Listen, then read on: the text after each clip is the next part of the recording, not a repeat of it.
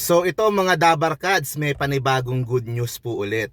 Pagkatapos nung matagumpay na launching ng Eat Bulaga nung Sabado sa TV5 at sa Channel 9, okay? Mukhang mas lalo pa pong lalaki yung partnership between TV5 and CNN Philippines. Okay? So basahin po natin itong article ni Kapatid Insider pagkatapos mag-react tayo. At ano ang ibig sabihin nito para po sa Eat Bulaga at sa mga paborito nating programa? So, is business magnate MVP serious in seeking expansion for his media empire?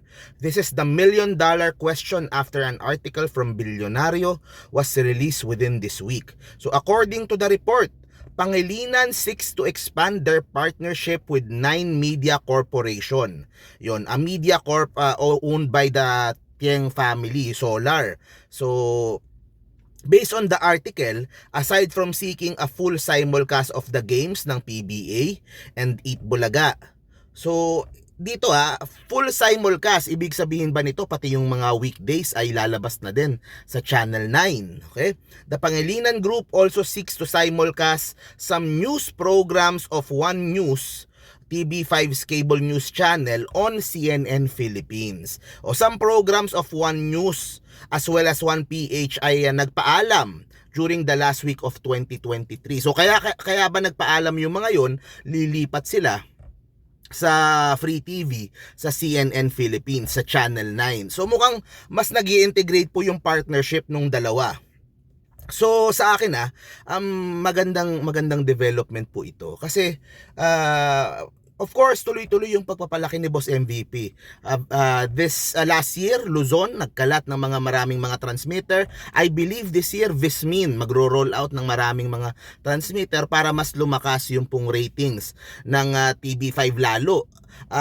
Pero syempre, mas mabilis kung magpa-partner na lang para yung mga sulok-sulok, yung mga lugar na hindi pa po naaabot ng TV5, lalo na sa mga probinsya, ay pwedeng maabot po ng Channel 9. So tulungan. So kaysa magtayo ng sarili, kaysa ito po may malaking network na idadagdag at isasama po dito. So ganun talaga, may mga lugar malabo yung Channel 5 pero malinaw yung Channel 9 and vice versa, di ba? So hopefully po ay mas lumawak po yung reach, mas maging shortcut po ito kaysa magtayo ng mga transmitter na gagawin naman, pero syempre it would take time and malaking cost para kay Boss MVP.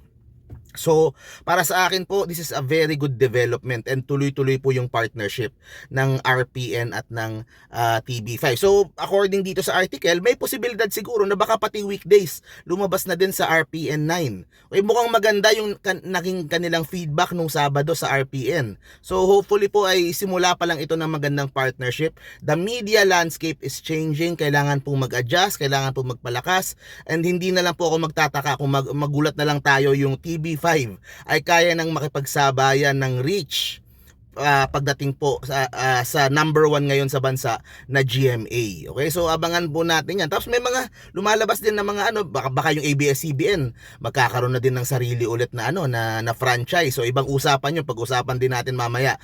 Pero anyway, this is very good news po para sa TV5. Magandang pasok sa 2024, and tandaan po natin, every Saturday sa Channel 9 simulcast yung Eat Bulaga sa kanyang bagong tahanan sa TV5 at ang kanyang original na tahanan sa Channel 9. So ang gandang ending po ito sa talagang pinagdaanan na very challenging 2023 ng Eat Bulaga. And we are hoping na mas lalakas pa po in the coming years as we go for gold and beyond. Okay, so magiging partner po natin ng Channel 5 ang Channel 9 as we go towards the 45th year, tapos susunod po 50th year. Confident po ako by that time, kung malaki na po ngayon, mas lalong malaki pa.